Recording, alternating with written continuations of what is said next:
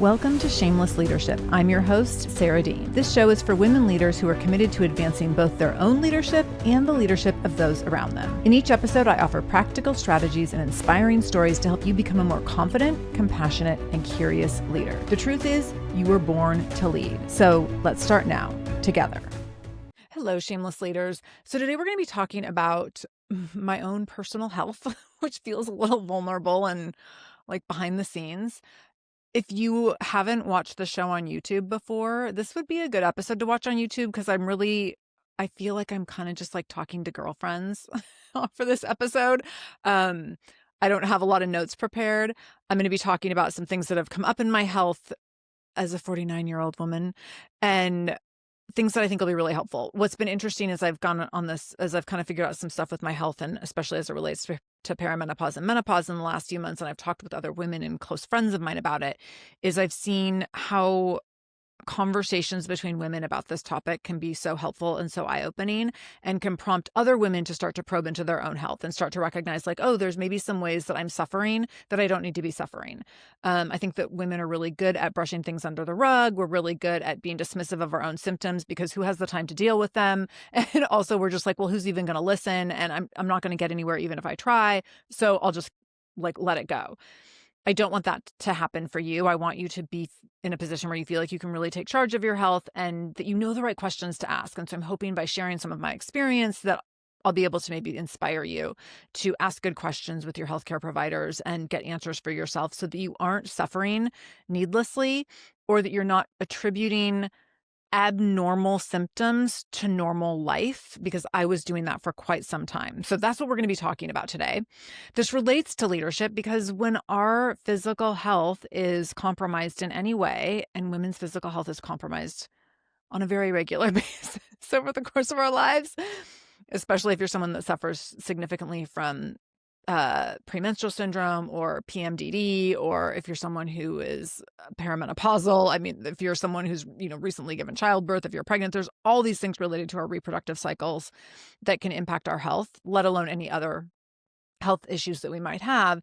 And when our health is compromised in any way, it impacts how we show up in leadership. It impacts how we engage with the world. And so while this isn't about like how you can manage menopause to be a better leader, it also is about how you can manage perimenopause and menopause so that you can be a better leader, but also so that you can just feel better because you deserve that. So if you're watching on YouTube, it's just hanging out and having like, I was going to say having drinks with a girlfriend as I'm drinking room temperature bubble water. So if you're not on YouTube, you can listen along per usual.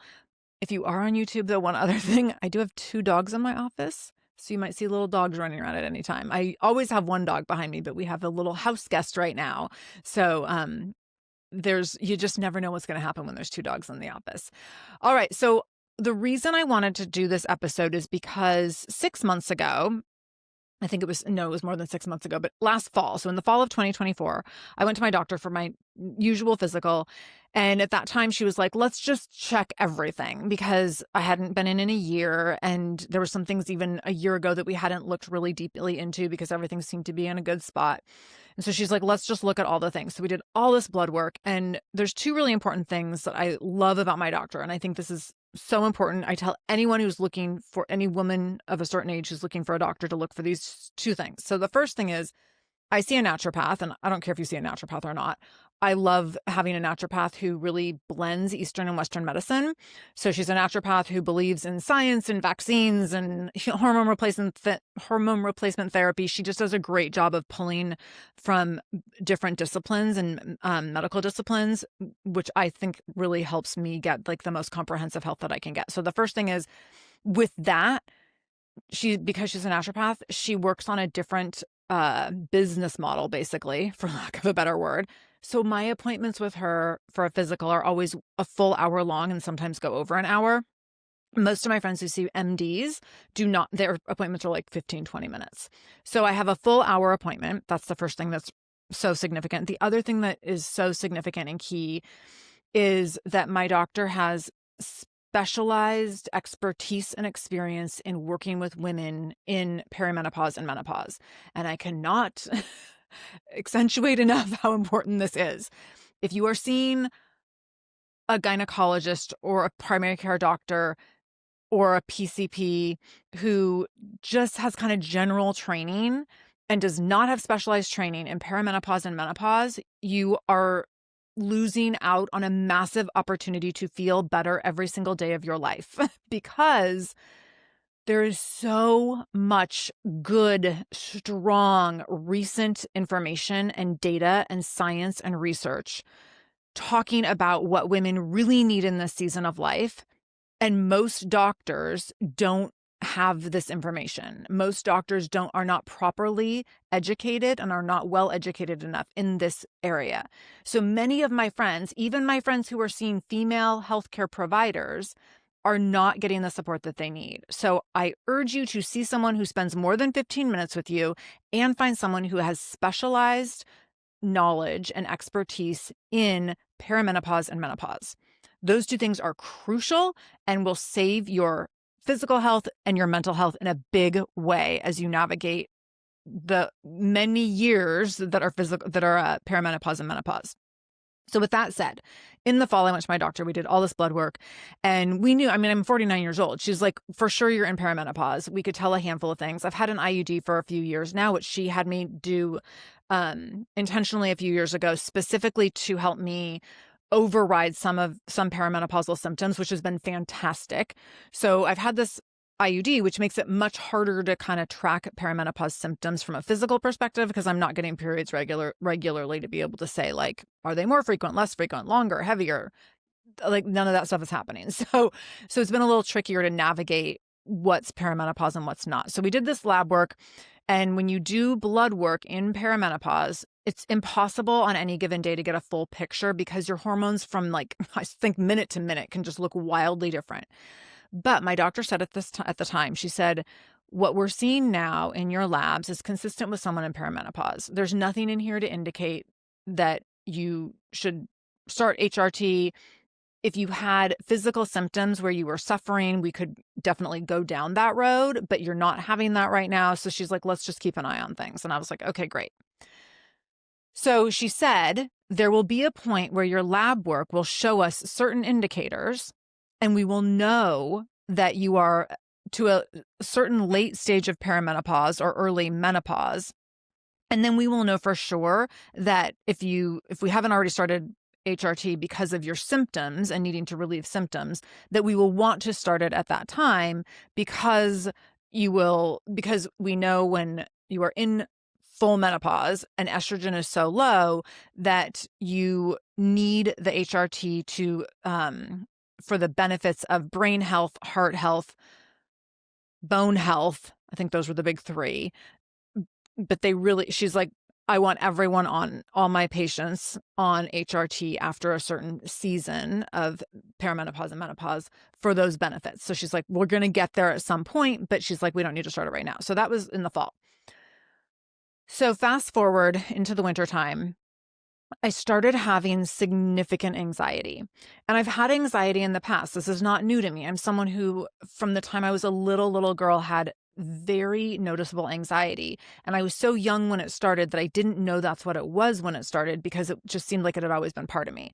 But my symptoms for anxiety manifested in ways where I would wake up feeling like a huge sense of dread every morning. I would wake up with a knot in my stomach. I would wake up in the middle of the night, like in a total state of panic. So a lot of my anxiety had to do with moving from like a sleeping state to a waking state. And so lots of anxiety around just like waking up full of dread and, oh my gosh, how am I going to get through this day and this week and life? And so a lot of panic in that area. I didn't know how abnormal this was until probably age 40 or my early 40s. I started really putting together like, oh my gosh, I have very diagnosable anxiety and I've had it for decades and I did not know. I mean, I would have guessed that I ran a little on the anxious side, but in terms of some of my like day-to-day symptoms, I didn't know that not everyone wakes up feeling like they have a massive knot in their stomach that can't be unraveled and feeling like full of dread in terms of how they're going to get through the day. I just thought that's how everyone woke up. I learned it's not. So with that, in that season and putting all that together, I tested a handful of different medications for anxiety and I was able to find some great results with some. And was on medication for anxiety for a while. I had since come off of that a few years ago and was doing great, and I had not had those symptoms return. I had really, in using anxiety medication, I had been able to pretty much get my nervous system quiet enough that I could really learn to integrate better coping skills so that when I went off the medication, I knew what to do when anxiety evoking events happened. And so that old anxiety did not return when I went off medication, which was such a gift. And what was started happening a few months ago in the winter of 2025 was this anxiety had come back. And so I would wake up in the middle of the night, just like total panic and like, oh my gosh, like all these things are going to go wrong. And what about this? And I mean, and my mind would just be racing, and it was feeling really consistent and happening pretty much every day, every night. I was waking up in a state of panic, waking up in the morning again, like full of dread, and not like that I didn't love my life, because I did, but it just felt like this knot in my stomach had returned, and I couldn't figure out why or how to manage it. And my tools that I had been using weren't working anymore. And I kept thinking, well, it's because of different things. And so I thought, well, my husband was laid off over 2 years ago now, and his job situation has been really precarious since then. So I thought, okay, it's just because like I'm just really, the weight of this has really taken a toll on me. The weight of his work situation and what that's done for my work situation, and kind of the pressure it's put on me, not because he's put pressure on me, but because I'm great at doing that to myself. So I felt like, okay, like it's because of that. And then there were some things that happened at the end of the year with my son was making this big transition kind of in his baseball journey, and it felt very emotional to me and to our family. And I thought, okay, it's because of the baseball thing. And then I thought, okay, I kept like attributing it to like just things that were happening in life, that I'm waking up in this state of panic and overwhelmed by life and by every day. But I went to my doctor who I see for ADHD at a certain point. I said, hey, like this anxiety has come back. It's really intense. I'm feeling it really like consistently. Pretty much it's waking me up every night. And I'm not sure what to do about it. And he's like, okay. He's like, you've responded really well to anxiety medication in the past. Like, let's put you on a low dose of something and just see if it helps. And so we did that. It did nothing.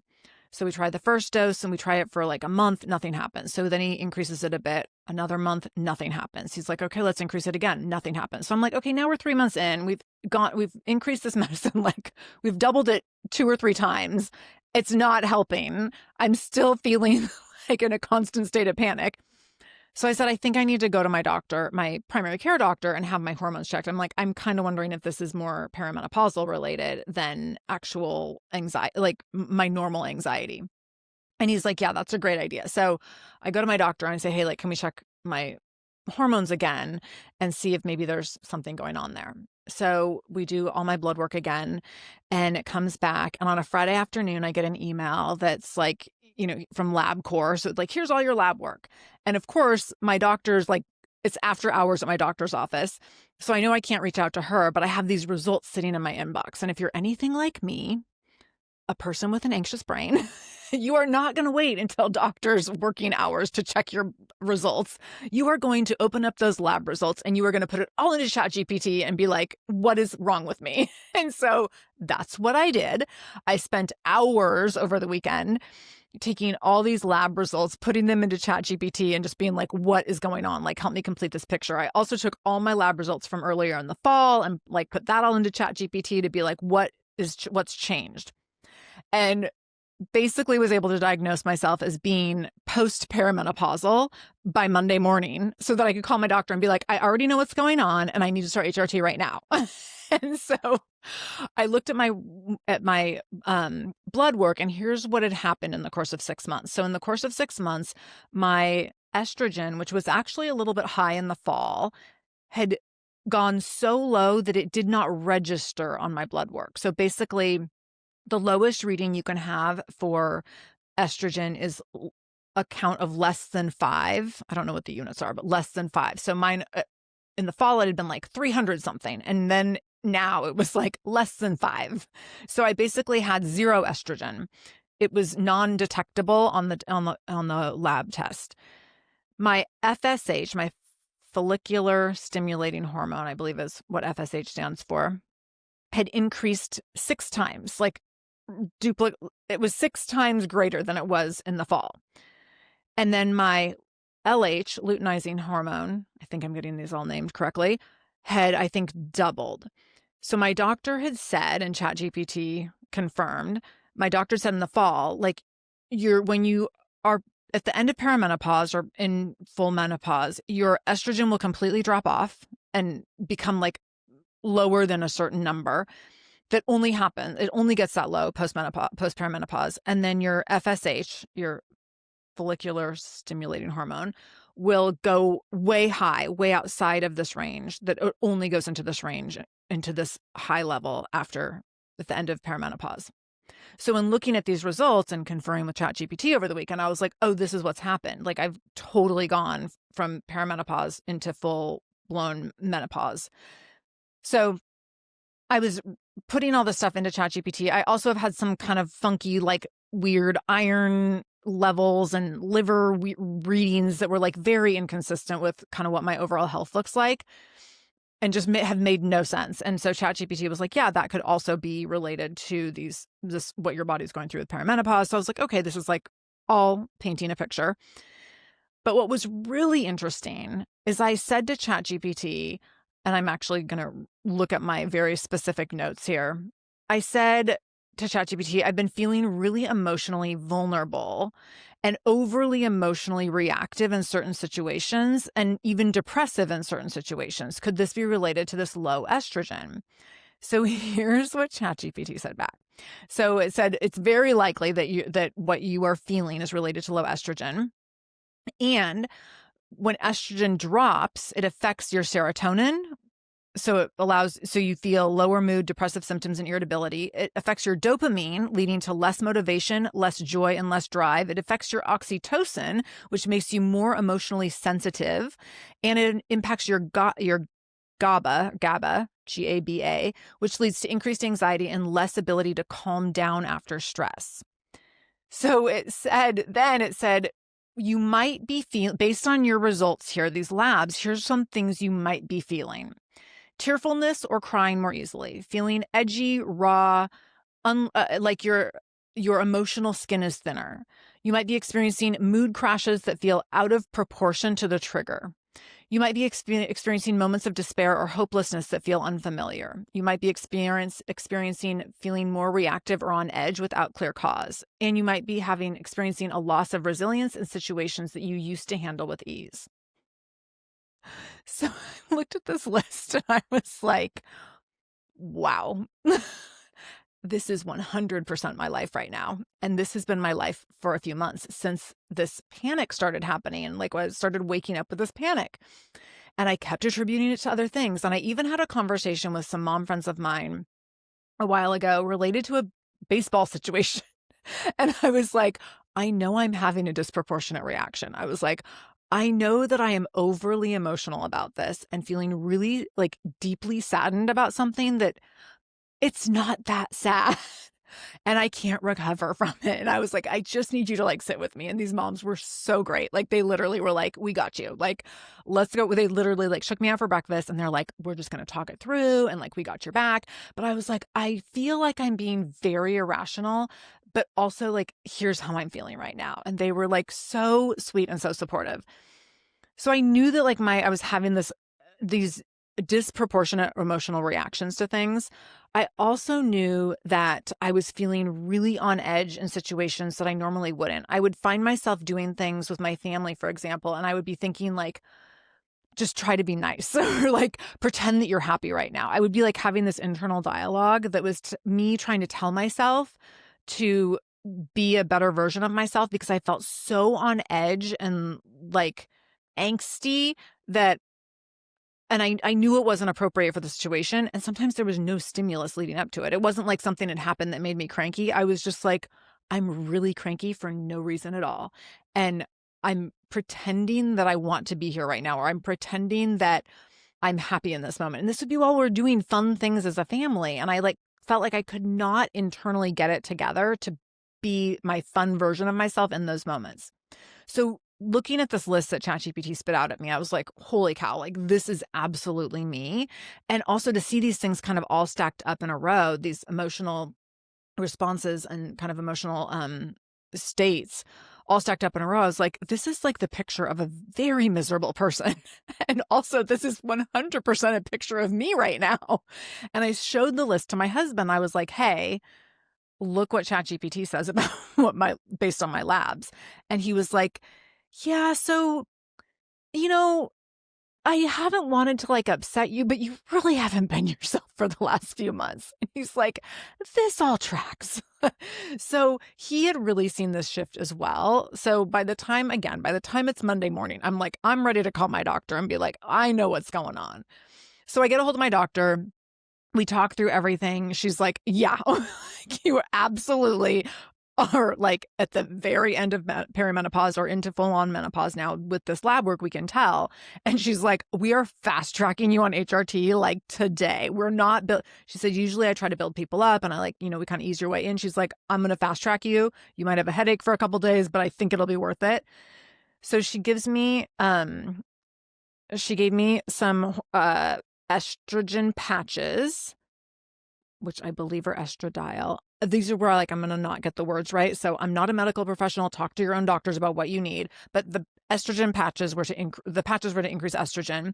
You have to always match that with progesterone, but I'm already getting progesterone through my IUD, so I didn't have to take that additionally. And my testosterone was low. So we haven't added testosterone yet. We added DHEA, which is a supplement that can sometimes stimulate testosterone production. So we're testing that first before we add testosterone, but we might have to do that down the road. So she said, okay, I want you to start on this patch. I'm putting you right to kind of like the full dose. You might have a headache for a few days. She's like, you're not going to feel anything right away. It'll take a while, a few weeks, month or two. She's like, let's meet back in 8 weeks and see how you're feeling. So I go that day and pick up my prescription. I put on my first patch at like 4 p.m. Literally the next morning at like 9 a.m. I was like, oh my God, I want to live again. It happened so fast. And some of it might have been the placebo effect, but I am telling you, I immediately felt way better. I felt more motivated, more optimistic. I also felt like I hadn't realized how incredibly difficult small things had become. And so in that first week, I remember feeling like, oh my gosh, like I feel like I can work today and then I could like vacuum and then I could take the dog for a walk and then I could run errands. Like I feel like I have energy to do all of it. Whereas I had really gotten to a point without even realizing it that I would get done with work for the day and be like, I just need to go lay in a dark room by myself. Like I just felt like I had nothing left in the tank and no motivation, no drive. And I suddenly, with the patch now, was like, oh, I feel like a busy little bee. Like I just want to get all the things done. Like I'm motivated. Like let's do some organizing and let's do some projects. Like, 8:00 at night, I'm still like, maybe I want to paint the guest bedroom. It was night and day. And I really hadn't realized how bad I felt until I started feeling better. So that first week was just like, I felt like I was on cloud 9. The second week, life is life. So some things came up, nothing huge, but some things came up and I had kind of cranky responses. And I remember I said to a friend, I was like, yeah, I don't think the patch is working anymore. It only worked for a week. These things happened and now I feel cranky again and whatever. And she said, she's like, I'm pretty sure that hormone replacement therapy doesn't mean that you never have negative feelings again. It just means that you don't have negative feelings all the time. So that was a good reminder. She's also a therapist. So that was very helpful. In the weeks since then, so now I'm at like 2 months in, I have just continued to feel so much better. So the patch that I'm on, I change it twice a week. And I'm even noticing on like the last day before I change it that I start to feel the drop. I feel lower energy. I feel lower motivation. The day after I put on a new patch, I feel like $1,000,000. So yesterday morning, I put on a new patch and I'm really tracking this now. Today, feel like $1,000,000, even though I had to get up like super early, much earlier than normal. I led a virtual event this morning. It was just kind of a day where I would have thought like, oh, I just was going to crash at the end of the day, not crashing at all. So I can tell now those days where I have like the new estrogen patch on, I'm like, I'm on top of my freaking game. Like, let's go. So I'm really able to track now how I feel. and how I'm adjusting and responding to the patch. But I'm overall feeling 1,000,000 times better. And as I already said, I didn't know how bad I felt until I started feeling better. And what I've noticed in talking with other people about this is that so many women are walking around not feeling great or feeling miserable, but because it's a chronic state of normal, they don't know that they're feeling horrible.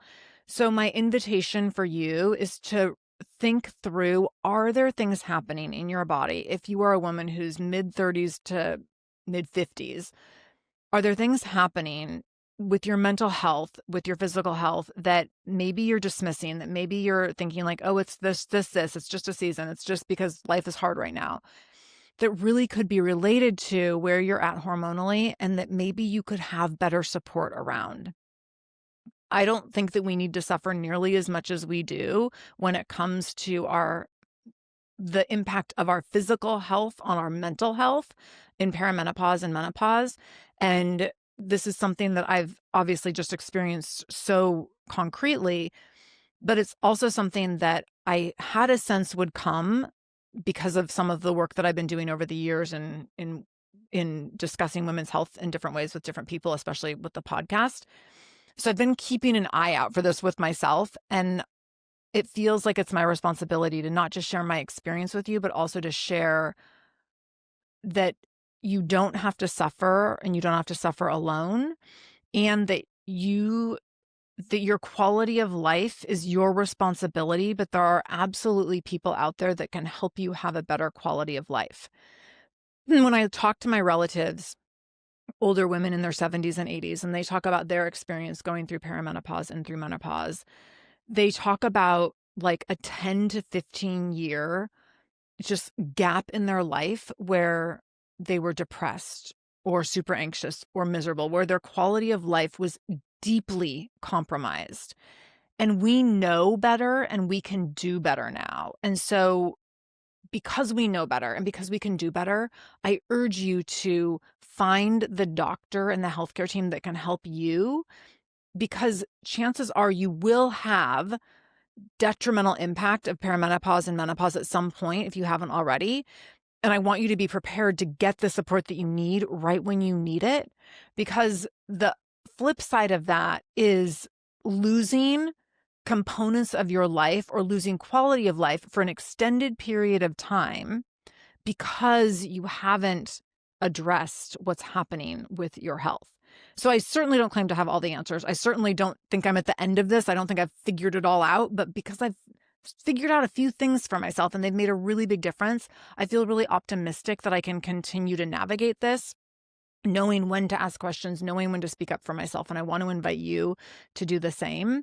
So there's some great books out there. Dr. Mary Claire Haver is a phenomenal resource. I follow her on social media. She has great books. Like, there's lots of good information out there. Even just following Dr. Mary, and I'll put her Instagram in our show notes here. Because just even following one credible person on social media can just help you start to see a lot of yourself.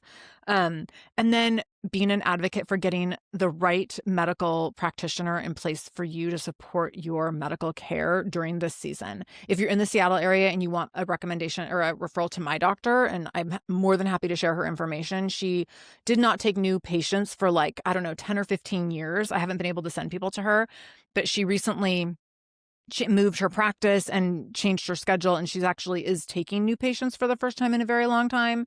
So I'd be more than happy, if you're in this Seattle area, I'd be more than happy to pass her information along. So you can reach out to me via social media, via LinkedIn. You can email me at hello@sarahdeen.com. I'd be more than happy to share her information. All right, my friends. This was my Dear Diary about perimenopause. I hope that it's helpful. I will continue to update you as I have updates. I didn't even get into the connection to ADHD, but there's a ton around that as well. So if you are a woman who has ADHD, diagnosed or not diagnosed, or if you are feeling like all of a sudden you have ADHD, but you haven't felt like that before in your life, that's all perimenopause and menopause as well. So I have diagnosed ADHD, but it's been interesting to see how unmanaged perimenopause and menopause symptoms made my previously managed ADHD feel very unmanaged. So there's a layer in there too, which is a whole different episode that I'm not going to get into right now, but I get asked about that a lot because I have talked about having ADHD on the show before. So I just want to mention that as well. That women, especially high achieving, driven women who have kind of reached certain levels of success, who don't look like the picture of ADHD, because we don't look like 10-year-old boys who can't organize our backpacks and our binders, and don't look like 10-year-old boys who just keep talking out in class or can't do their homework or are getting bad grades. We look quite the opposite of that. We've very much fallen through the cracks when it comes to ADHD research, ADHD treatment, and especially ADHD management in perimenopause and menopause.